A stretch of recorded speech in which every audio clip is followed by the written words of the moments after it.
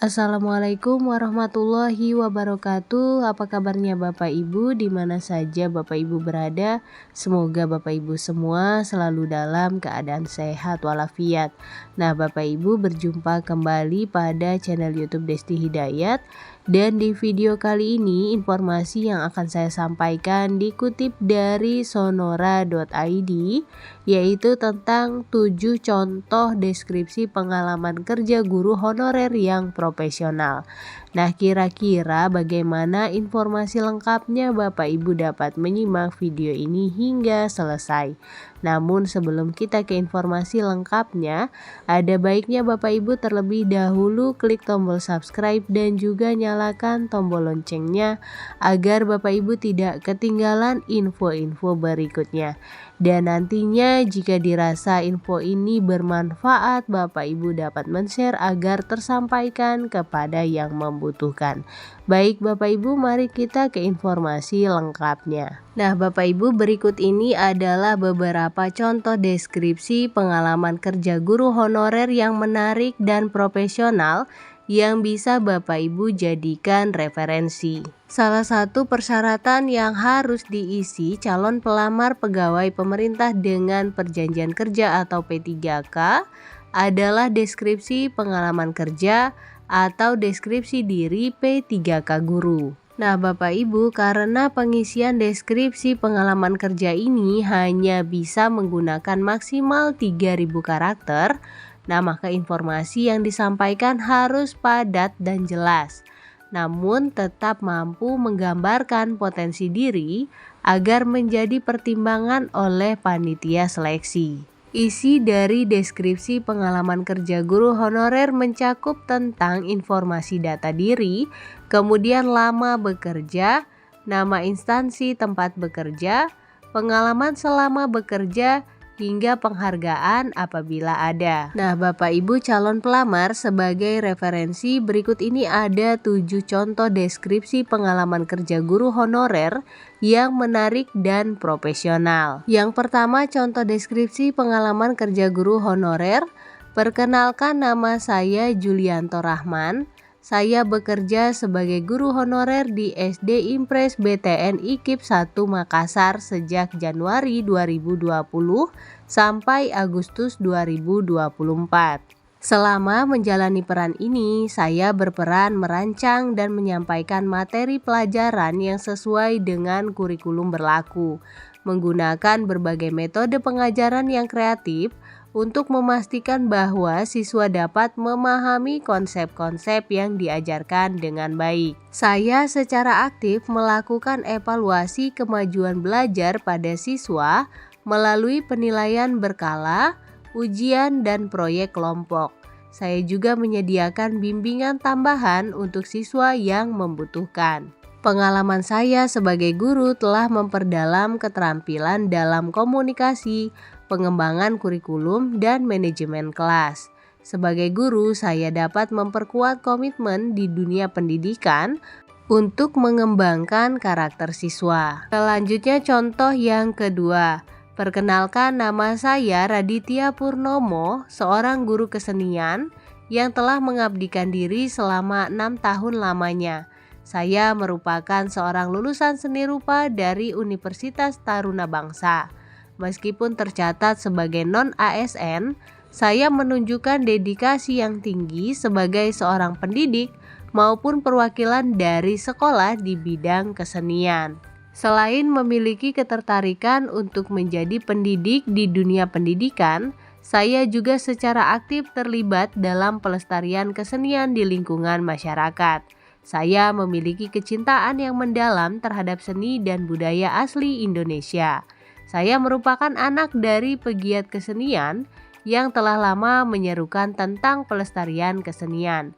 Hal inilah yang membuat saya termotivasi untuk memperkenalkan kesenian kepada anak-anak didik saya di sekolah.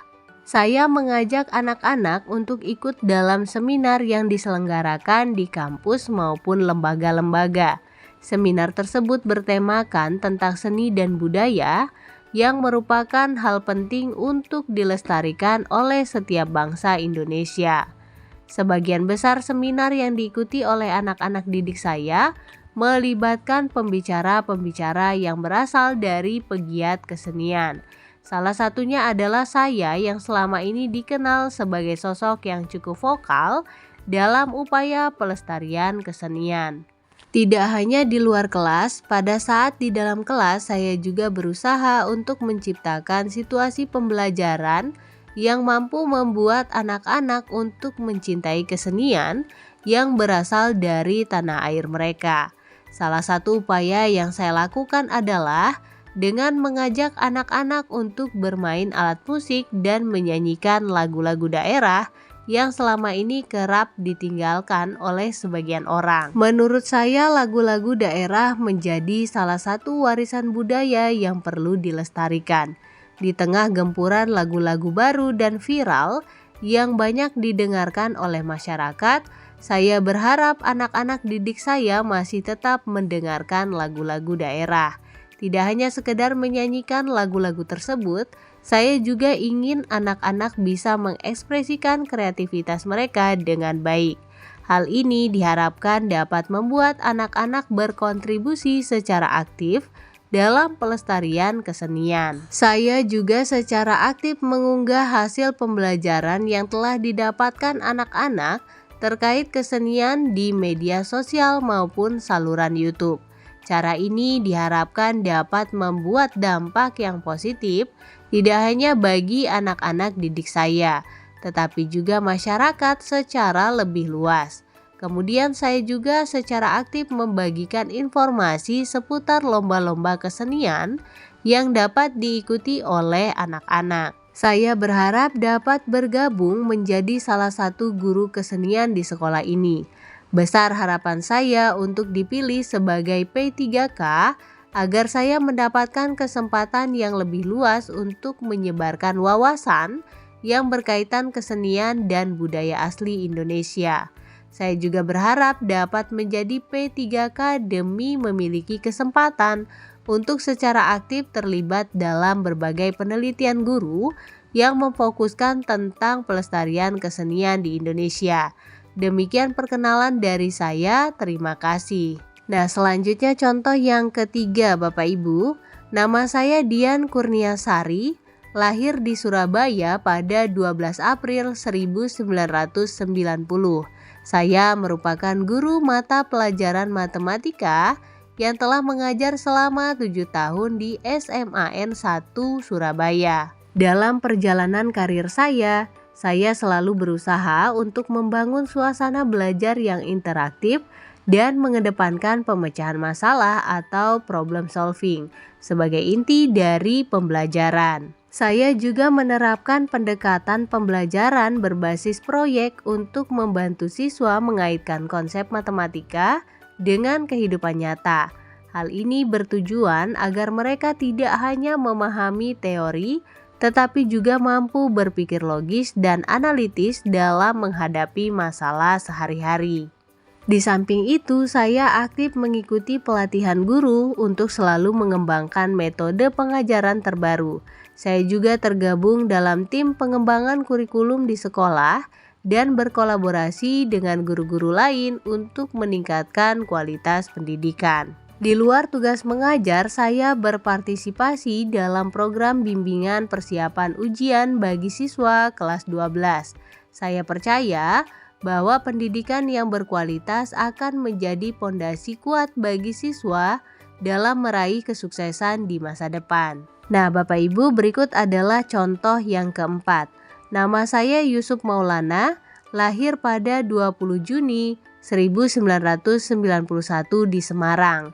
Saya adalah seorang guru honorer mata pelajaran fisika di SMA Bina Insani dan sudah mengabdi selama 4 tahun. Sebagai guru honorer, saya selalu berupaya memberikan yang terbaik bagi siswa dan berusaha menjadi teladan dalam disiplin dan dedikasi. Saya mengajar dengan memadukan konsep teori dan praktik agar siswa dapat lebih mudah memahami materi fisika yang sering dianggap sulit.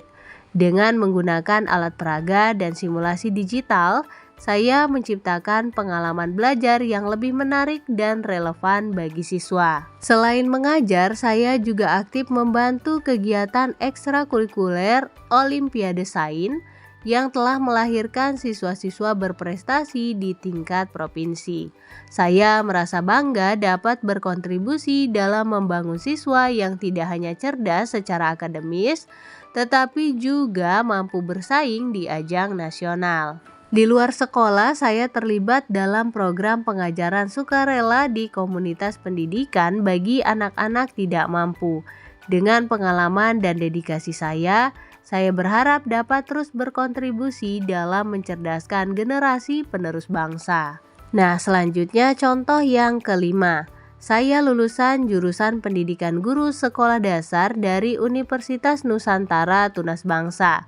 Saya telah pernah magang di sebuah sekolah swasta untuk anak-anak tingkat sekolah dasar selama 9 bulan. Saya juga pernah bekerja sebagai tenaga pengajar di bimbel ruang guru selama 6 bulan. Pengalaman saya ini membuat saya dapat bekerja semaksimal mungkin untuk menyusun rencana belajar. Saya berharap dapat mendapatkan posisi sebagai pengajar di lembaga ini. Pada saat magang, saya membuat beberapa perancangan pembelajaran yang sesuai dengan kurikulum Merdeka. Saya sanggup mengemban tanggung jawab di lembaga ini. Nah, Bapak Ibu, itu dia tadi contoh yang kelima. Berikutnya adalah contoh yang keenam. Perkenalkan, nama saya Ainun Nafisah. Saya merupakan lulusan dari jurusan Pendidikan Sastra Inggris yang berasal dari Universitas Terbuka. Saya lulus di tahun 2019 dan telah mengikuti PPG 1 tahun setelahnya. Sebagai lulusan PPG, saya mendapatkan banyak pengalaman dan wawasan yang berkaitan dengan strategi pembelajaran yang efektif. Salah satunya berkaitan dengan cara untuk menciptakan suasana kelas yang inklusif dan partisipatif. Saya memahami siswa ingin memiliki wadah untuk mengemukakan pendapatnya dan berbagi pemikiran dengan teman-teman yang lain. Hal inilah yang membuat saya pernah menerapkan metode pembelajaran yang berfokus pada siswa. Metode yang pernah saya terapkan selama ini adalah diskusi kelompok, simulasi, dan tanya jawab interaktif. Setelah saya amati, ternyata siswa menunjukkan antusiasme dan lebih aktif dalam menyampaikan ide dan pemikiran mereka. Hal inilah yang membuat saya memiliki kepercayaan bahwa setiap anak sebenarnya memiliki potensi yang luar biasa untuk mengembangkan wawasan dan pemahamannya terkait dengan materi pembelajaran yang tengah disampaikan oleh guru mereka. Tidak hanya membuat siswa memiliki ruang untuk menyampaikan pandangan mereka, metode tersebut juga membuat siswa mampu mengasah kemampuan mereka dalam berpikir secara kritis dan memiliki rasa kepercayaan diri. Selama mengikuti PPG, saya melihat sendiri bagaimana para siswa lebih aktif berpartisipasi dalam pembelajaran. Misalnya saja saat menyampaikan materi seputar mengekspresikan pesan yang berkaitan dengan terima kasih dan permintaan maaf. Secara aktif mereka menyampaikan pandangan terkait model pesan yang bisa disampaikan, terutama yang disesuaikan dengan orang yang menerima ucapan tersebut. Meskipun sebagian dari mereka kesulitan dalam mengungkapkannya dalam bahasa Inggris, tetapi dengan diskusi terbuka, mereka justru dapat belajar satu sama lain. Tidak sampai di situ saja, mereka juga terlihat bersemangat saat diminta untuk mengekspresikan ucapan kepada orang-orang terdekat mereka. Kemudian saya juga mencermati pembelajaran yang efektif bukan hanya sebatas pada materi yang dapat dikuasai oleh siswa saja, tetapi yang tidak kalah penting adalah melibatkan siswa dalam pembelajaran itu sendiri.